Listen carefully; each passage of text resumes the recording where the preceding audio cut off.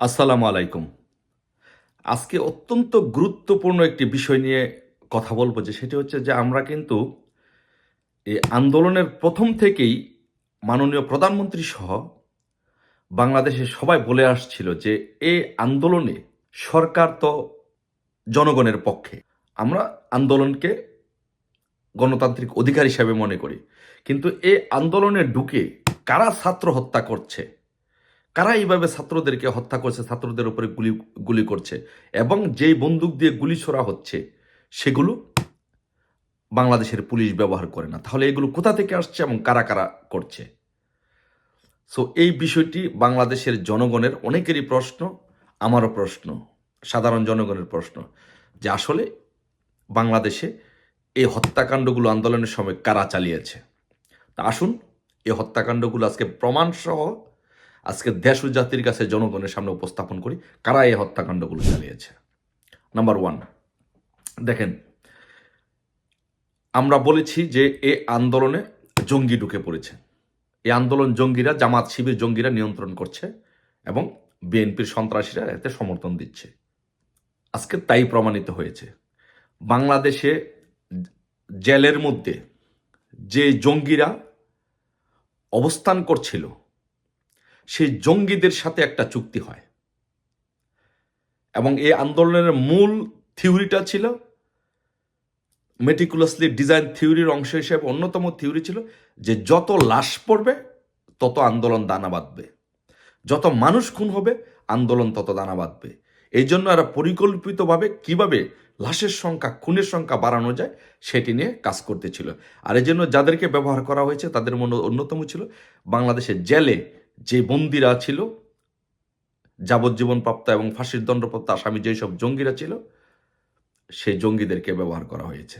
এবং তাদের সাথে যে চুক্তি হয়েছে, যাদের কাছে চুক্তি হয়েছে যে আমরা যদি ক্ষমতায় যেতে পারি, আমরা যদি এই সরকারকে পতন ঘটাতে পারি, তাহলে আপনাদেরকে ছেড়ে দেওয়া হবে। সেই জন্য কি করা হয়, তাদেরকে টাকা দেওয়া হয়, লজিস্টিক সাপোর্ট দেওয়া হয় এবং অস্ত্র সরবরাহ করা হয়।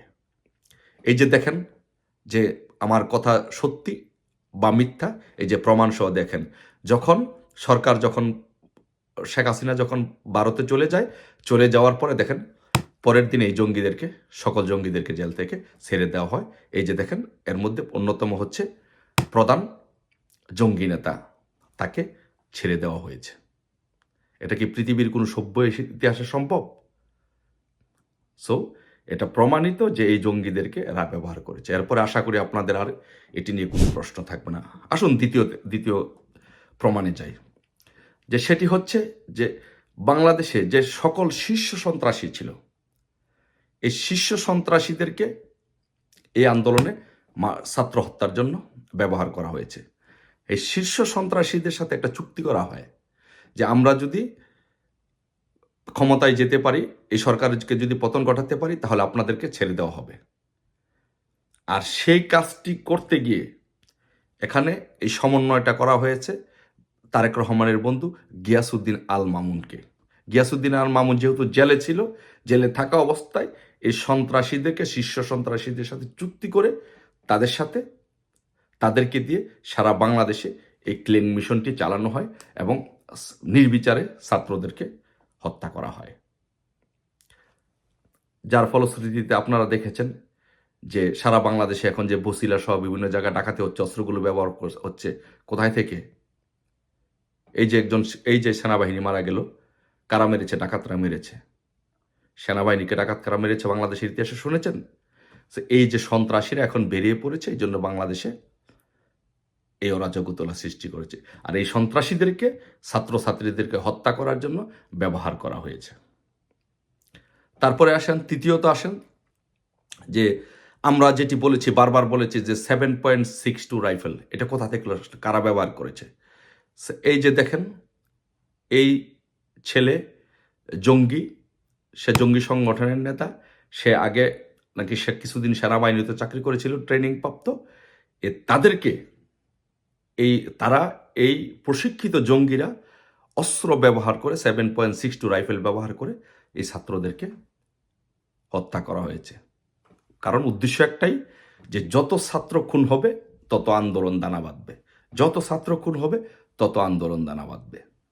তারপরে আসুন যে ঢাকা শহরে যে কিশোর গ্যাং ছিল, সেই কিশোর গ্যাংদের সাথে তাদের একটি চুক্তি হয়েছিল এবং এই আন্দোলনের কিশোর গ্যাংদেরকে সারা ঢাকা শহরে ব্যবহার করা হয়েছিল এবং আন্দোলনের মধ্যে কিশোর গ্যাংদেরকে ইয়াবা এবং ড্রাগ এগুলো বেশি করে খাওয়ানো হয়েছিল। এই জন্য দেখবেন যে আন্দোলনের মধ্যে একটা কথা বলা হয়েছিল যে পুলিশ একজনকে গুলি করলে বা একজনকে অ্যারেস্ট করলে সবাই চলে আসে, রাবার বুলেট ছুড়লে সবাই চলে আসে, কেউ যায় না। কারণ কি? তারা ড্রাগ এডিক্ট ছিল। তাদেরকে এই কিশোর গ্যাংদেরকে আন্দোলনে ব্যবহার করা হয়েছে এবং তাদেরকে দিয়ে এই ছাত্রদেরকে হত্যা করা হয়েছিল, খুন করা হয়েছিল। এখন আপনাদের কাছে প্রশ্ন, আপনারা আমার মনে হয় যে এইগুলো থেকে মোটামুটি বুঝে গেছেন। তারপরেও আরও প্রমাণের জন্য আসুন আমরা তাদের স্বীকারোক্তিমূলক জবানবন্দিগুলো আপনাদের সামনে উপস্থাপন করি। এই যে দেখেন, গত 2-1 দিন আগে ডিবিসি চ্যানেলে সাক্ষাৎকার দিয়ে এই জঙ্গি, এই সমন্বয়ক, এই ডিবিসি চ্যানেলে জাতীয় একটি চ্যানেল, সেই চ্যানেলের সাক্ষাৎকার দিয়ে কি বলেছে আপনি তার মুখ থেকেই শুনুন যে সে কি বলেছে। শুনুন সে কি বলে। অবশ্যই আমরা এটাকে বিপ্লব বলছি কিংবা গণঅভ্যুত্থান যাই বলেন না কেন, এটা কিন্তু কোনো সাংবিধানিক নিয়ম মেনে হয়নি, কোনো আইন মেনে হয়নি। আইন যদি মানতে যেতাম তাহলে কিন্তু এই বিপ্লবগুলো হতো না।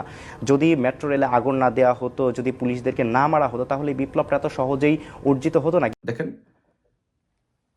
তার মানে কি? তার মানে হচ্ছে যে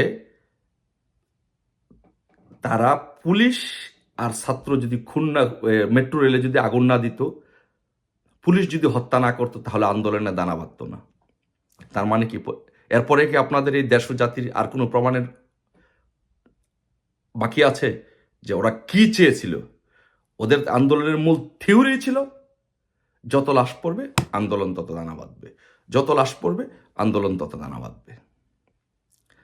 তারপরে যে IRI এর ট্রেনিং এর একটি নথি প্রকাশ হয়েছে, সেই নথিতে যেটি আসছে সেখানেও বলা হয়েছে যে কিভাবে এই আন্দোলনে হত্যাযজ্ঞ চালানো হয়েছে, যাতে বেশি বেশি ছাত্রকে খুন করা যায় এবং যত ছাত্র খুন করা যাবে আন্দোলন তত দানা বাঁধবে। তারপরে একটি প্রমাণে আসুন, যেই প্রমাণের পরে আমি মনে করি আর কোনো প্রমাণের দরকার হবে না, যে সেটি হচ্ছে যে ক্লিন্টন ফাউন্ডেশনে যুক্তরাষ্ট্রে এই সুৎখোর মহাজন ইনুস গিয়ে কি বলেছে শুনুন, তার বক্তব্যটা শুনুন সে কি বলেছে। Amazing, meticulously designed thing. It's not just suddenly came, it's not like that. Very well designed. Even the leadership pattern, people don't know who the leader is. Amazing, meticulously designed thing. It's not just suddenly came, it's not like that. Very well designed. Even the সে এখানে গিয়ে বলেছে যে এই আন্দোলনটি meticulously design, মানে পূর্ব পরিকল্পিত সূক্ষ্ম একটি আন্দোলন। সেই সূক্ষ্ম পরিকল্পনাটা কি? সেই সূক্ষ্ম পরিকল্পনাটা হচ্ছে যে যত ছাত্র খুন করা যাবে তত আন্দোলনটা দানা বাঁধবে, যত ছাত্র খুন করা যাবে, ছাত্রছাত্রী খুন করা যাবে, আন্দোলনটা তত মানুষের মধ্যে ছড়িয়ে পড়বে, মানুষের সেন্টিমেন্টটা গ্রো হবে। এরপরে আর বোঝার বাকি আছে যে মেটিকুলাসলি কিভাবে ডিজাইন করে এই ছাত্রদেরকে খুন করা হয়েছে, আমার দেশের কোমলমতি ভাই বোনদেরকে খুন করা হয়েছে।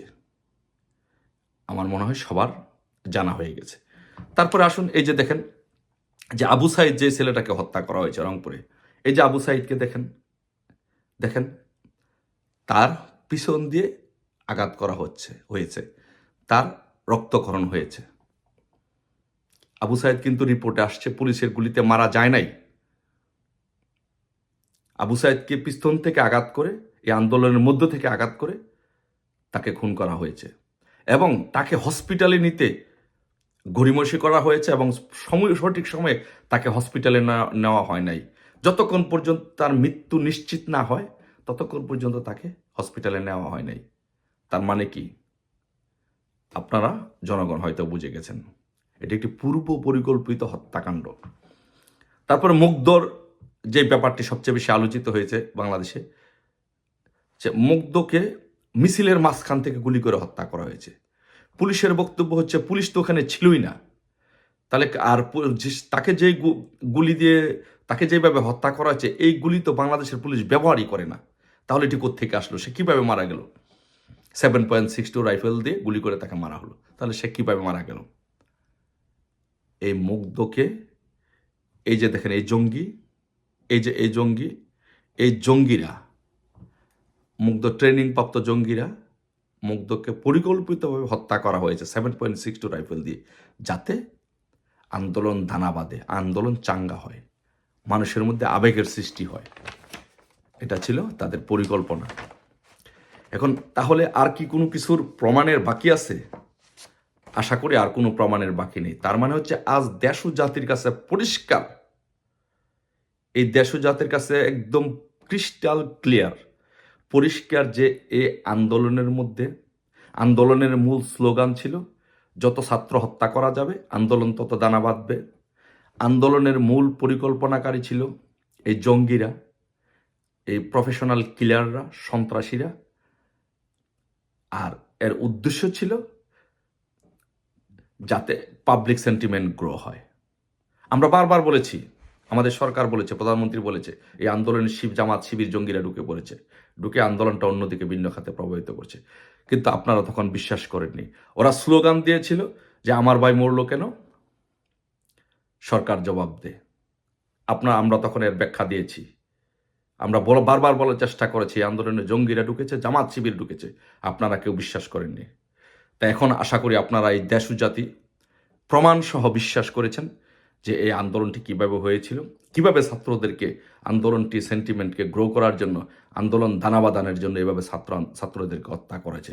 তাই আজকে আমার আপনার সবার, এই জনগণের, বাংলাদেশের জনগণের, ছাত্র জনতার এবং তাদের অভিভাবকদের প্রত্যেকের স্লোগান, আমাদের স্লোগান, আমার ভাই মরল কেন, সমন্বয়করা জবাব দে। আমার ভাই মরল কেন, খুনি ইউনূস জবাব দে। পুলিশ ভাই মরল কেন, সমন্বয়করা জবাব দে। পুলিশ ভাই মরল কেন, খুনি ইউনূস জবাব দে। আসুন আমরা এই হত্যার বিচার চাই, এই সমন্বয়কদের এবং এই খুনি ইউনূসদের, গংদের, হত্যাকারীদের বাংলাদেশের মাটিতে এদের বিচার করি। সবাই ভালো থাকবেন। জয় বাংলা, জয় বঙ্গবন্ধু।